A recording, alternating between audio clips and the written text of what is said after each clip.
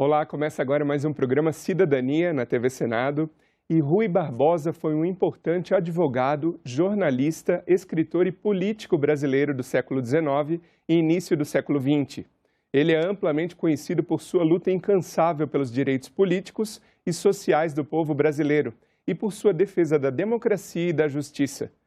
Em março se dá o centenário de sua morte e no programa de hoje celebraremos sua herança política e literária para o país. Para conversar sobre o assunto, nosso convidado é Júlio Lopes, pesquisador da Casa de Rui Barbosa. Bem-vindo, Júlio. Obrigado, Sérgio. Olá, telespectadores. Júlio, para a gente começar então, vamos falar sobre a importância política de Rui Barbosa para o Brasil. Resumir, Rui, você já citou vários papéis que ele desempenhou na vida, né? Rui se dedicou, Sérgio, a cerca de 20 tipos de causas. Eu vou sintetizar dizendo que Rui foi, mais do que tudo, um pedagogo cívico, um missionário cívico ou um missionário de cidadania. Em todas as suas causas, todas essas 20 causas que mencionei, o fio comum, o que havia de comum em todas elas, era a preocupação de Rui em contribuir, em construir uma cultura cívica para a população brasileira. Ele acreditava que seu papel deveria ser sempre exemplar nesse sentido. Eu vou dar só um exemplo, claro que não vou falar das 20 causas aqui, mas veja só, em 3 causas nas quais Rui foi vitorioso ainda em vida, o que não aconteceu em todas elas, claro, a abolição da escravatura negreira, a descentralização política do território brasileiro, que é a federação, e a criação da educação física. Nessas 3 causas, tão díspares entre si, o que há em comum?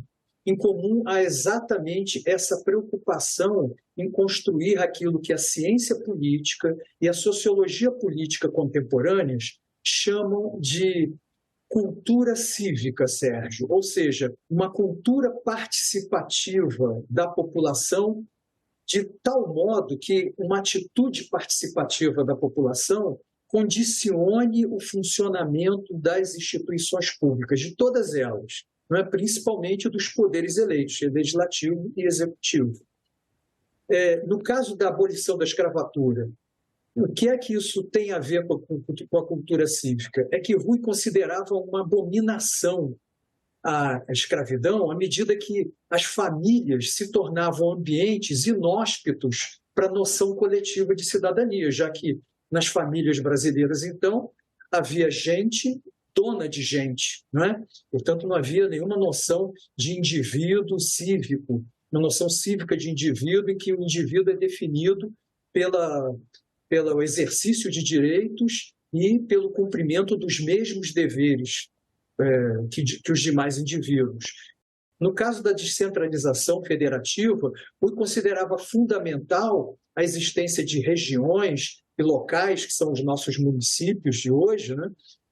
Com governos próprios. Essa é a descentralização política.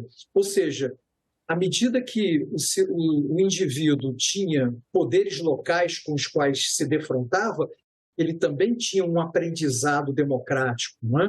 Que ele não teria se houvesse num território continental, como é o brasileiro, apenas o governo nacional, apenas o governo da União.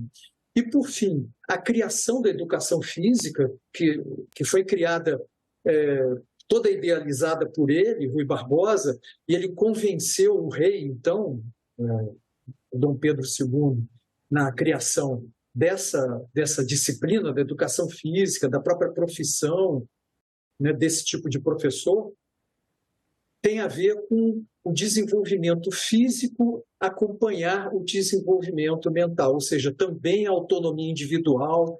Rui chamava isso a necessidade de um vigor físico essencial à individualidade.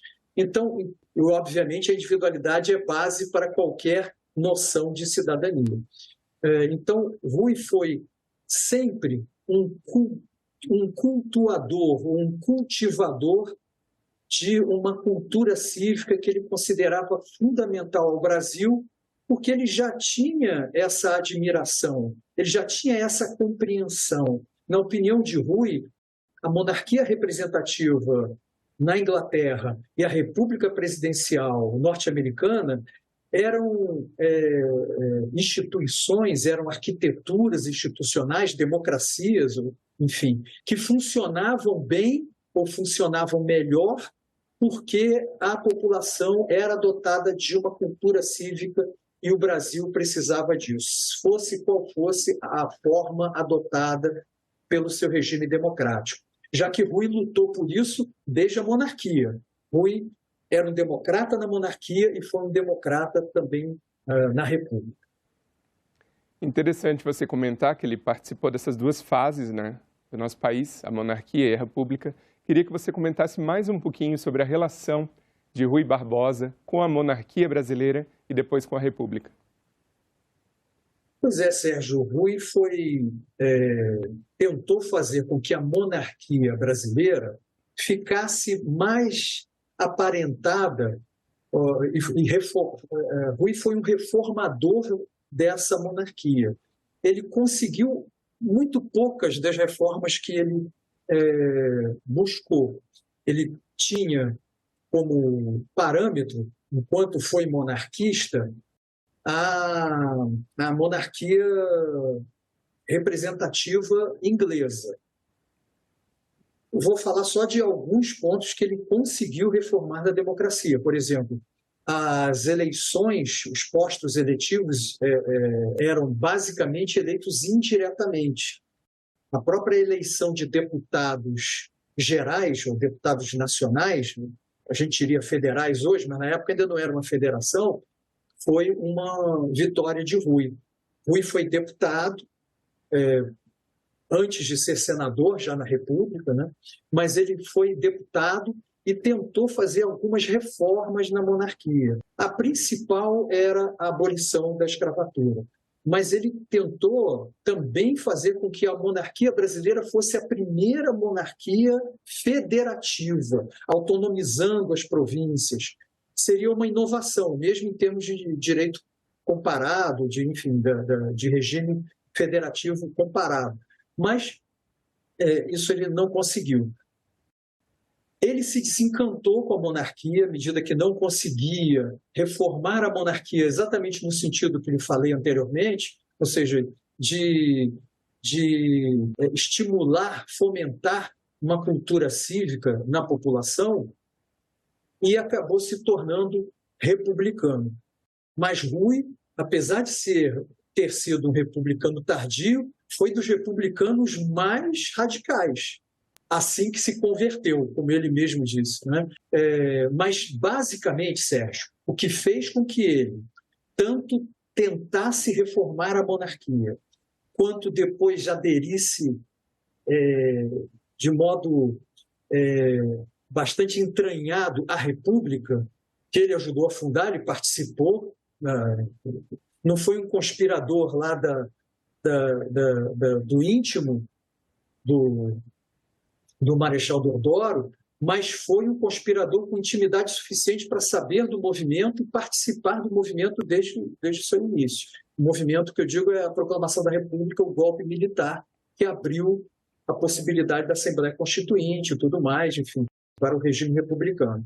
Mas Rui foi federalista a vida inteira. Ele foi federalista como reformador da monarquia, e ao se desencantar com a impossibilidade da monarquia se reformar, principalmente se tornar federativa, ou seja, de haver essa descentralização política do território brasileiro, efetivamente, ele acabou se tornando um republicano, onde ele conseguiu realizar o seu principal sonho político, que foi o sonho da federação, essa descentralização política, né, de estados, municípios, que já era uma inovação, Sérgio, porque município só é autônomo no Brasil. Em nenhum outro lugar nenhuma outra federação do mundo você encontra município dotado de tanta autonomia quanto os estados federados, como você encontra no Brasil. Isso foi um resultado também dessa idealização federativa de Rui. Mas Rui, só para fechar esse ponto, Rui também se desencantou ao final da vida com a República e morreu defendendo uma revisão da federação, do regime presidencial, enfim, uma revisão da Constituição, do regime republicano que ele ajudou a fundar. Falando em revisão da Constituição, Rui participou ativamente da evolução da Constituição Federal Brasileira. Queria que você comentasse a participação de Rui Barbosa na evolução da nossa Constituição Federal. Sim, Rui teve um papel fundamental na própria elaboração da primeira Constituição republicana. Foi a Constituição de 1891.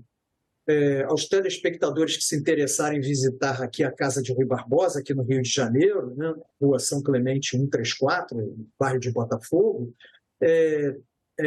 uma das salas da casa de Rui, que foi preservada, é chamada de Sala da Constituição, que era onde ela acabou sendo escrita, em boa parte, se não toda ela, né? Escrita porque Rui funcionou como um supervisor da comissão que elaborou essa Constituição. Então, eles se reuniam nessa sala, aqui na casa de Rui Barbosa.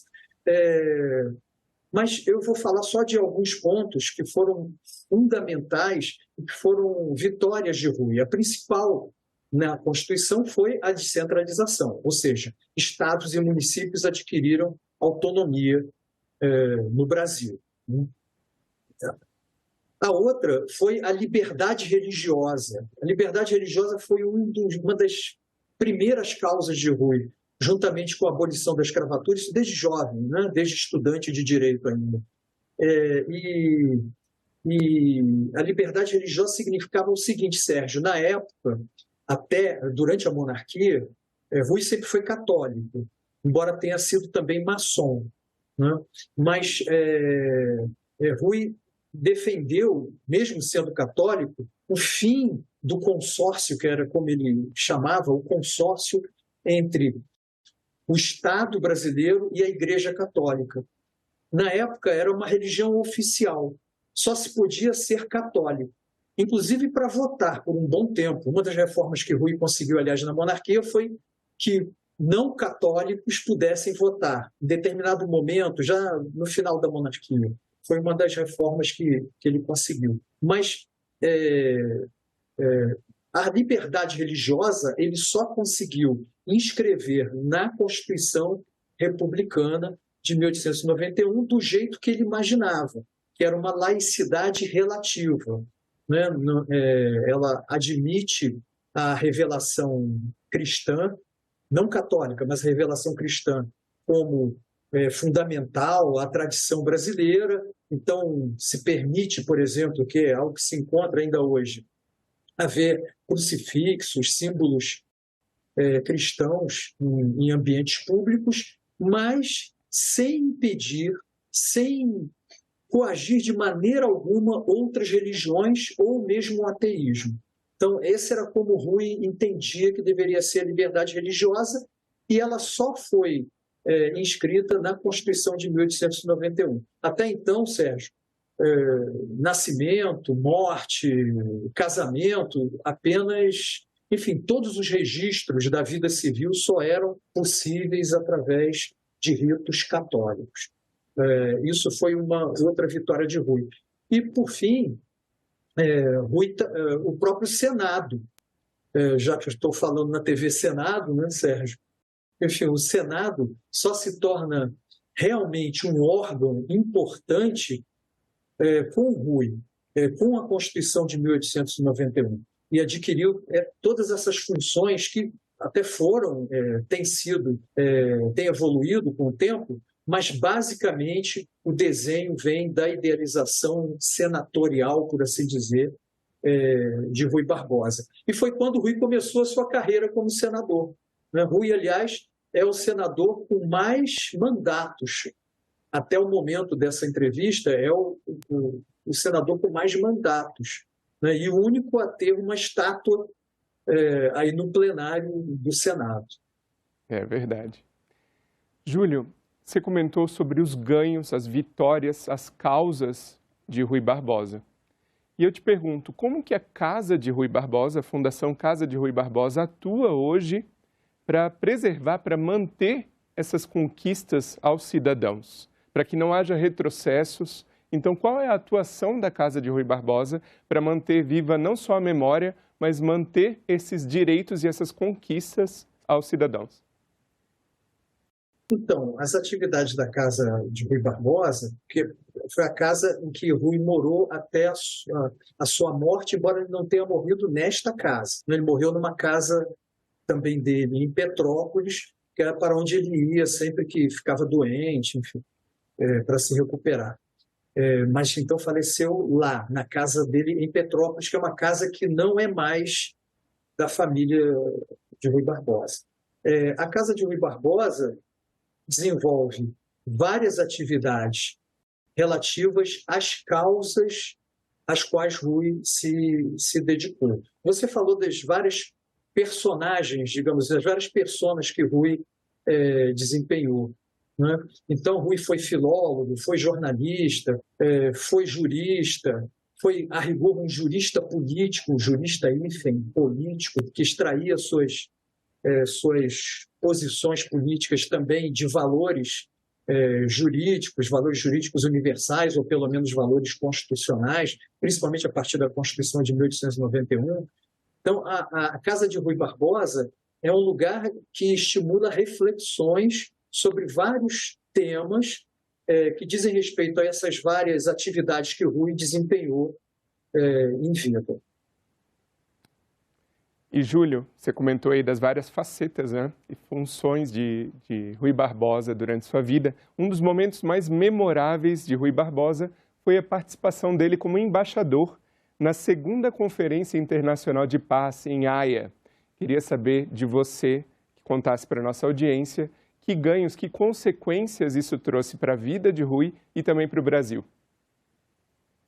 Essa participação, Sérgio, foi uma participação só, fazendo um detalhe, falando de um detalhe, Rui já era crítico dos governos republicanos nessa época, né? Mas, apesar de não ter uma boa relação política com o governo da época, ele foi enviado, aceitou ser representante do Brasil nessa conferência de paz, que não conseguiu evitar a Primeira Guerra Mundial.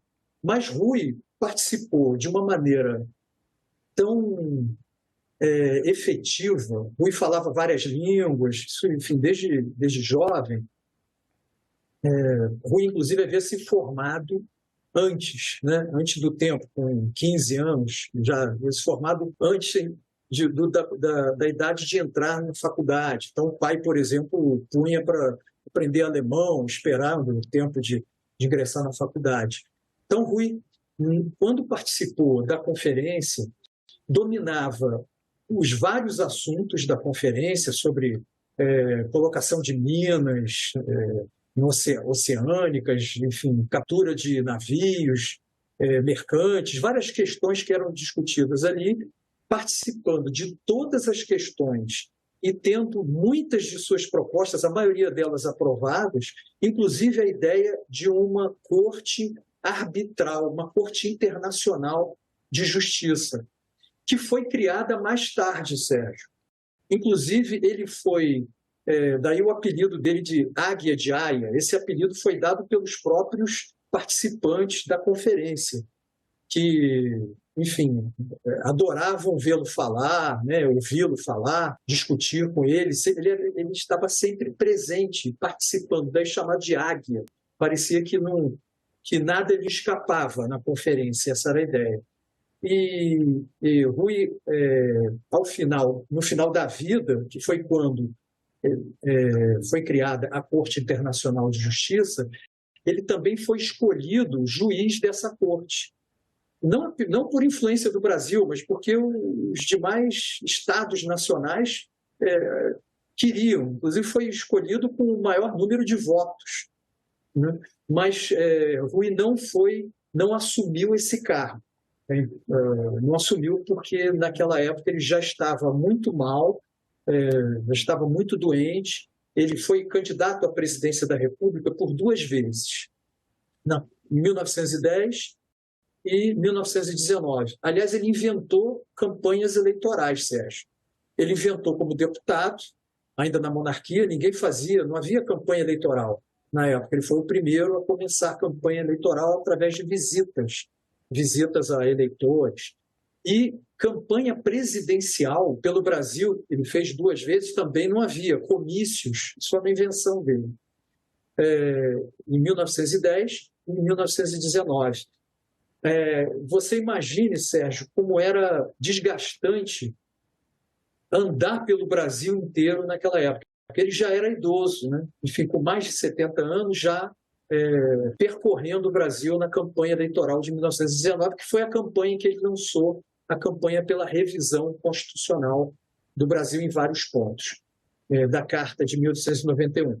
Bom, e aí, desde então, a sua saúde foi se debilitando e não adiantou dessa vez ir para Petrópolis. Realmente ele acabou falecendo e escreveu cartas, enfim, pedindo desculpas, dizendo que não poderia assumir, afisando que não poderia assumir a Corte Internacional de Haia. Mas foi uma participação muito importante, não só para o Brasil, Sérgio, para a própria doutrina do direito internacional, porque o multilateralismo, que é hoje uma prática muito assentada, uma praxe mesmo, né, do direito internacional hoje, o multilateralismo, que é a ideia de que os Estados devem se relacionar com todos, né, e não procurar ficar tão alinhados a determinados grupos de Estados, mas se relacionar com todos os Estados em algum grau, né? Isso foi uma influência doutrinária de Rui desde essa segunda Conferência de Paz em Haia. Agora, Júlio, para a gente encerrar, então, queria que você comentasse o que significa ser ruiano hoje. Como ser ruiano, Sérgio, significa ser comprometido com uma noção coletiva, uma consciência coletiva de cidadania. Ou seja, ser ruiano não é apenas se preocupar em exercer seus próprios direitos e cumprir seus próprios deveres, mas contribuir, de algum modo, por suas atitudes, com a difusão dessa consciência coletiva, ou seja, em facilitar que outros indivíduos, homens ou mulheres, enfim, assumam o seu papel na cidadania, ou seja, exerçam a cidadania, também exerçam seus direitos, também cumpram seus deveres. Isso tem, ser ruiano tem esse significado para a população brasileira. E ainda é uma necessidade, Sérgio, à medida em que nós reconheçamos que ainda não temos uma cultura cívica. Ou seja, temos uma democracia muito bem desenhada, né, desde 1988, enfim, com vários institutos que Rui Barbosa, inclusive, tentou colocar no seu tempo e só foram ser inscritos na Constituição de 1988. Não houve nem constituições anteriores. Várias iniciativas de Rui. Mas há uma necessidade que acho que pode unir tanto a classe política brasileira quanto a população brasileira, que é entender a necessidade de comemorar a liberdade política. Se comemorarmos a liberdade política, Sérgio, que é o que a monarquia britânica faz, né, ao comemorar a sua Revolução de 1688, a República Presidencial dos Estados Unidos comemora lá a sua independência, o 4 de julho. Não só essas nações que Rui admirava, mas uma democracia recente como a portuguesa comemora o seu dia, chama inclusive o dia 25 de abril no caso de 1974, uma democracia ainda recente, né, de Dia da Liberdade. Eu acho que nós, brasileiros, precisamos comemorar a democracia. Comemorar a democracia, Sérgio, para quem é ruiano, é mais importante do que lembrar, embora não devamos esquecer, os dias em que a nossa democracia foi atacada, os dias do nosso passado que são infames, democraticamente falando, né? Dias ditatoriais, experiências ditatoriais ou tentativas de golpes de Estado. Mas a comemoração do Dia da Liberdade Política, do dia 5 de outubro de 1988, ou mesmo, Sérgio, da semana em que acontece aquele dia, ser uma semana da cidadania, isso é ser ruiano. Isso seria ser ruiano porque comemorar a democracia é um dever cívico em democracia, é um dever cívico de democratas nas instituições públicas, que têm funções de destaque, de direção da vida política e da população brasileira. Quanto mais comemorarmos a liberdade política, mais estaremos também contribuindo para esse dever cívico que ainda continua necessário, que é de construir uma cultura cívica na sociedade brasileira. Muito obrigado, Júlio Lopes, pela participação aqui no Cidadania. E o meu muito obrigado a você que nos prestigia com a sua audiência. Essa entrevista e todos os nossos outros programas já estão disponíveis para você rever ou compartilhar no nosso site senado.leg.br/tv ou então pelo nosso canal no YouTube. Aproveita e se inscreve lá e ativa o sininho para receber as notificações. Obrigado e até o próximo Cidadania.